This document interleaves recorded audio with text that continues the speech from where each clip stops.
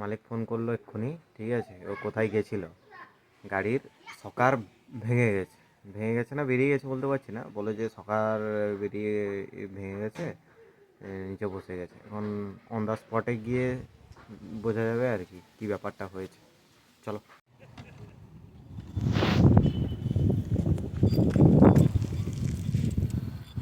গাড়ির সামনের সকার চাকা থেকে বেরিয়ে গেছিলো, ঠিক আছে। দিয়ে ওটা মিস্ত্রি গিয়ে ঠিক করলো। এখন গাড়ি রেখে যাচ্ছি, বাড়ি যাচ্ছি। খাইনি সকাল থেকে, খাওয়া দাওয়া কিছু হয়নি।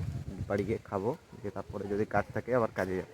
সো গাইস, মতলব মানে সকালের খাবার খেতে বসছিলাম, খাবার হয়ে গেছে খাওয়া, ঠিক আছে। মুড়ি খেলাম, আর আমি এতটা লক্ষ্য করিনি, ঠিক আছে।